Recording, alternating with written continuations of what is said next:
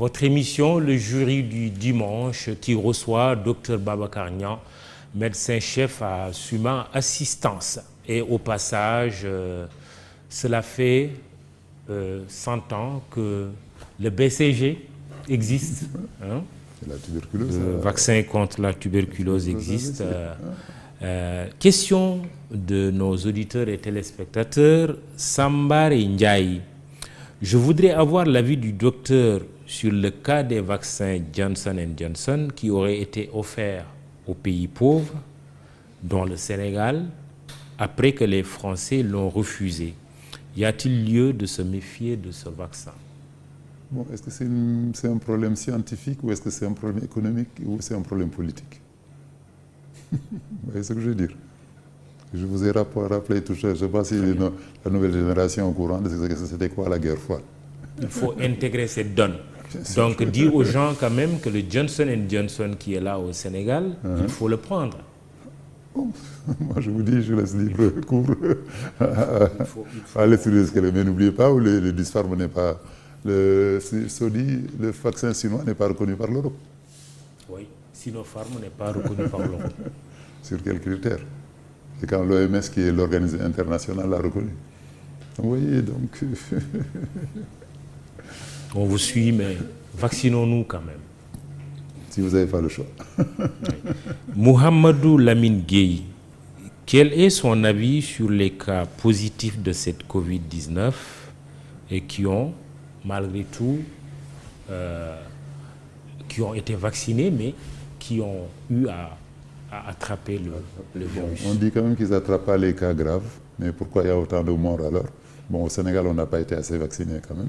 Ça, oui. Si vous le reconnaissez, si on n'a pas atteint 1 million de vaccinations à cause de ce scepticisme que je vous disais, on ne peut pas y arriver. Mais même dans les autres pays, en France, on a eu quand même des 20 000 cas d'infection par jour, malgré que la vaccination est en train de prendre de la vitesse. Bon, là-bas aussi, ils ont été très sceptiques. Comment ça s'appelle, les Américains, ceux qui ont fait même AstraZeneca, les Anglais, en utilisant leur terrain de jeu, l'Inde, ils ont créé des milliards de vaccins. Vous voyez, la variante Delta, qui est la plus mortelle et qui est la plus dangereuse, est partie de ce pays-là. L'Inde est en train de produire. Hein. C'est l'Inde qui produit le Johnson & Johnson. Non, pas le Johnson, l'AstraZeneca. Donc, ils ont une production qui aurait pu être mondiale et qui n'en est pas loin. Et malgré tout, c'est parti de là-bas. Et donc, ça n'a pas... On a entendu une autorité religieuse, depuis le début de la crise, avoir une posture qui n'a pas varié. Puisqu'on parle de variants, c'est le khalife général des Tijanes qui martèle toujours il faut que les autorités, que le gouvernement disent la vérité à la population. Mais aujourd'hui, comment dire la vérité? Et quelle est cette vérité? Qui va le dire? Est-ce qu'on va l'écouter? D'accord, mais je vous pose la question. Vous êtes là aussi pour répondre aux questions. Quelle est cette vérité? Parce que quand vous dites que l'Inde qui fabrique AstraZeneca, et AstraZeneca, c'est le médecin le plus administré pour l'instant, en tout cas à travers le monde, et que le variant Delta est parti de l'Inde, entre autres choses que vous avez dites, mais quelle est cette vérité à dire aux gens? Bon, cette vérité, ce que je vous dis, c'est comme quand je vous parle d'un virus, il n'y a pas de traitement actuellement des virus. Ça, c'est la microbiologie. Hein? Bactéries, virus, parasites, dont le palu. Hein? Vous voyez, c'est connu. Ils sont là, ils sont classés. Hein? On fait des recherches depuis des années pour trouver. C'est sur le HIV seulement qu'il y a eu vraiment une aide à la science et on est arrivé à trouver des bloquants. On n'a même pas trouvé des virucides. Virucide, c'est celui qui tue le virus. On trouve des virucides, des virus statiques qui bloquent le virus pour qu'il ne se développe pas. C'est ça qui a permis au moins qu'on a calmé le HIV dans le monde. D'accord? Et là, ce virus qui vient de sortir, il y a moins de 2 ans, bon, on n'a même pas le temps de faire les tests. Et vous avez vu les vaccins, on est en période d'essai thérapeutique. C'est reconnu par les assurances que celui qui se vaccine aujourd'hui, il est en essai thérapeutique parce qu'on n'a pas eu le délai, le recul suffisant pour voir les complications des vaccins. Bon, tout se mélange malheureusement. Mais la vérité, c'est de dire qu'il n'y a pas de traitement. Protégez-vous. Si le vaccin est efficace, prenez-le et qu'on arrête un seul virus d'avoir 40 vaccins. Et on a une expérience quand même en matière, je veux dire, de prévention, la lutte contre le sida. On le rappelle, le Sénégal a réussi à maîtriser son taux de prévalence autour de 0,7 à 1%. D'accord. Et en mettant à contribution les relais communautaires, justement, en se protégeant tout simplement. Il y a un moment où il n'y avait même pas de mais oui, traitement. mais est-ce que cette mobilisation communautaire, elle ne devrait pas être possible aussi aujourd'hui? Elle est là. Moi, je connais Prodavac, je connais tous les gens sont là, les tantes badiennes sont là. J'ai fait des émissions avec des tantes badiennes, mais ils me disent qu'ils ne voient rien. Les Badjenogor, il faut les utiliser, les chefs de quartier, délégués de quartier, les sociologues, les autorités religieuses. Parce que nous, les médecins, on est les derniers. On est les derniers où les gens ne devraient même pas arriver chez nous. L'idéal, ce serait qu'il y ait un système où les malades n'arrivent pas chez nous. Et je vous dis, le traitement préventif actuel est efficace. J'ai 65 ans, ça fait 2 ans que j'allais à la clinique. On a dans la clinique plus de 125 personnes qui travaillent. Personne ne l'a attrapé pendant son travail. Personne. En mettant nos gels et en mettant nos masques et en mangeant, je dis manger avec les malades, dormir avec les malades, puisqu'on passe la nuit avec eux. Donc, on voit des infirmiers qui rentrent dans votre chambre, qui vous font les soins, qui repartent tranquilles. Leur femme ne leur demande rien, leur mère ne leur dit rien, et ils sont toujours présents à leur poste. Et ils ne l'attrapent pas. Donc, vous voyez une technique qui aurait été efficace comme pour lutter contre l'HIV. L'HIV, on a tout fait. Bon, il y a eu des problèmes religieux même, mais malgré tout, dès qu'on a libéré les moyens de protection, c'est en train de chuter, c'est rentré dans les têtes des gens que voilà les sources de cette maladie-là. N'y allez pas et les gens n'y vont pas. Je rappelle que vous suivez votre émission Le Jury du Dimanche, iRadio, ITV, imedia.sn. Alors, parlons d'un aspect de cette lutte contre la pandémie. Ce sont les CTE, certainement vous en avez parlé, vous en avez entendu parler, les centres de traitement des épidémies, on a parlé de l'oxygène et autres équipements médicaux. Est-ce que la thèse d'un démantèlement au profit des cliniques privées, vous en avez une qui s'appelle Suma Assistance, est fondée? On n'est même pas sur le même plateau ou sur le même ring. Il n'y a pas d'équipements venant du public qui se sont retrouvés dans les cliniques privées? Ça, je vous ai envoyé des annonces publicitaires où les gens vendent du matériel. Les gens vendent du matériel, oui. Ils nous proposent du matériel.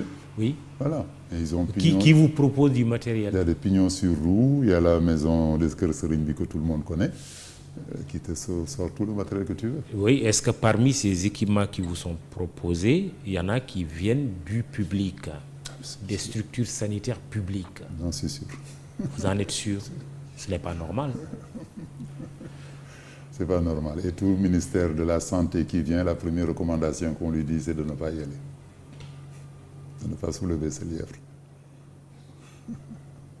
Et vous achetez quand même? Non, nous, on achète par des revendeurs qui sont agréés. Des revendeurs agréés? Des revendeurs agréés, ils ont pignon sur roue, ils ont leur linéa, ils ont tout. Et les autres, même qu'on voit que c'est des bricoleurs, mais même eux, ils ont le formulaire.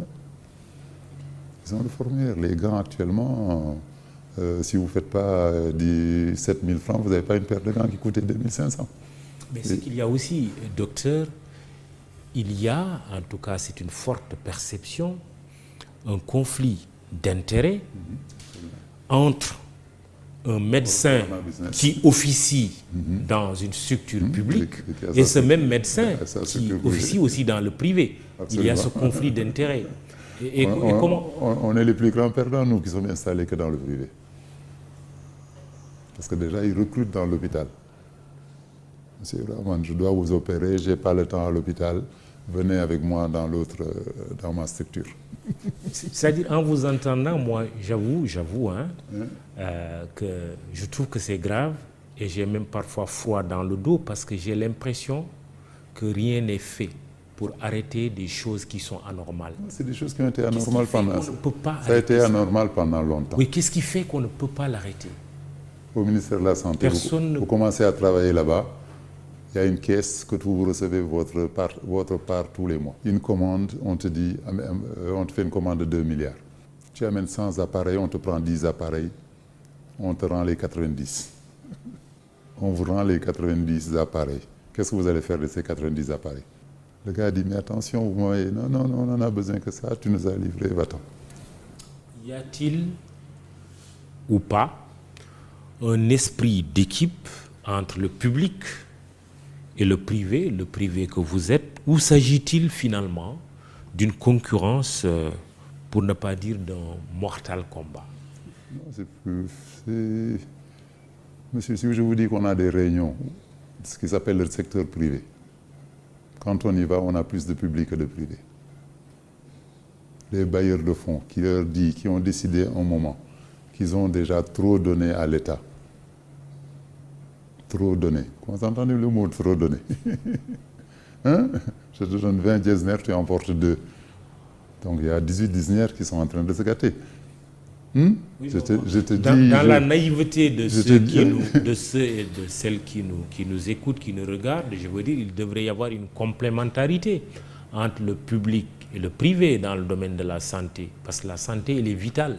Non, c'est deux mondes vraiment complètement séparés. Deux mondes complètement séparés qui vivent du public. Le public aussi, bon, quand ça ne marche pas, ils viennent dans le privé. Bon, le privé aussi, on n'a pas assez de ressources.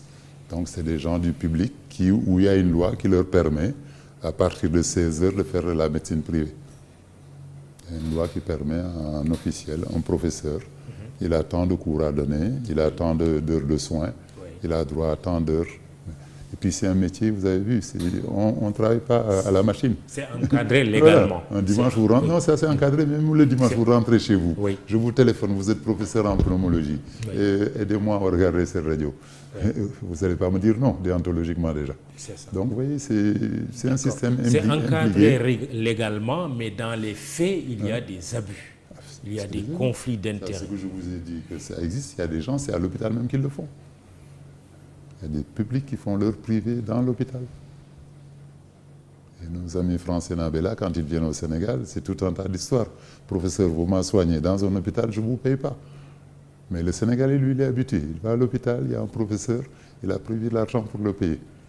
Par contre, nos amis français Nabella, Burkina, quand ils viennent ici, va voir le cardiologue. Oui, monsieur le cardiologue, oui, facture 120 000, mais monsieur, pourquoi vous me facturez? Je suis dans le public. Déjà, vous devez m'envoyer la facture. Et encore, vous voulez que je vous paye à main propre. Il y a eu des histoires... D'accord. Et pour